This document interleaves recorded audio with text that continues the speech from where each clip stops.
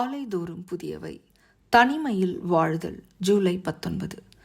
பிரிந்து போகிறவன் தன் இச்சையின்படி செய்ய பார்க்கிறான், எல்லா ஞானத்திலும் தலையிட்டுக் கொள்ளுகிறான். நீதிமொழிகள் 18:1.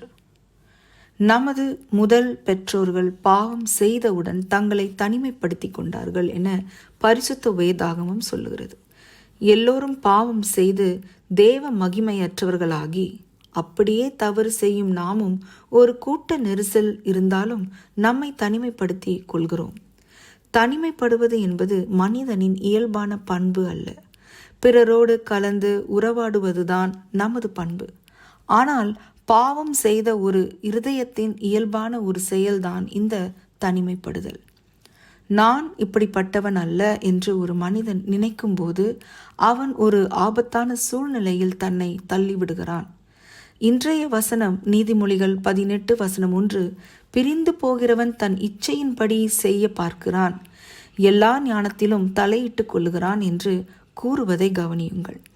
இத்தகைய ஜனங்களுக்கு பிறருடைய ஆலோசனைகள் ஆபத்தானவைகள். ஏனெனில் பிறருடைய ஆலோசனைகள் தங்களுடைய விருப்பங்களுக்கு எதிராக இருக்கலாம். மேலும் இத்தகைய நடவடிக்கைகள் தங்களுடைய பலவீனத்தை வெளிப்படுத்துகிறது என்பதை கூட அவர்கள் உணர்வதில்லை.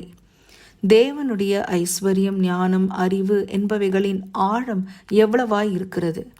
அவருடைய நியாய தீர்ப்புகள் அளவிடப்படாதவைகள், அவருடைய வழிகள் ஆராயப்படாதவைகள். கர்த்தருடைய சிந்தையை அறிந்தவன் யார்? அவருக்கு ஆலோசனைக்காரனாய் இருந்தவன் யார்? தனக்கு பதில் கிடைக்கும்படிக்கு முந்தி அவருக்கு ஒன்றை கொடுத்தவன் யார்? சகலமும் அவராலும் அவர் மூலமாயும் அவருக்காகவும் இருக்கிறது. அவருக்கே என்றென்றைக்கும் மகிமை உண்டாவதாக. ஆமேன். அவருடைய வழிகள் மேன்மையானது. பிரியமானவர்களே, மனிதனின் வழி அவரின் வழி அல்ல, மாறாக இருக்கக்கூடிய ஒன்று. ஏசாயா தீர்க்கதரிசி இவ்விதமாய் விளக்குகிறார்: என் நினைவுகள் உங்கள் நினைவுகள் அல்ல, உங்கள் வழிகள் என் வழிகளும் அல்லவென்று கர்த்தர் சொல்லுகிறார். பூமியை பார்க்கிலும் வானங்கள் எப்படி உயர்ந்திருக்கிறதோ அப்படியே உங்கள் வழிகளை பார்க்கிலும் என் வழிகளும், உங்கள் நினைவுகளை பார்க்கிலும் என் நினைவுகளும் உயர்ந்திருக்கிறது. ஏசாயா 55:8 மற்றும் 9. ஆலோசனை இல்லாத இடத்தில் ஜனங்கள் விழுந்து போவார்கள். அநேக ஆலோசனைக்காரர் உண்டானால் சுகம் உண்டாகும்.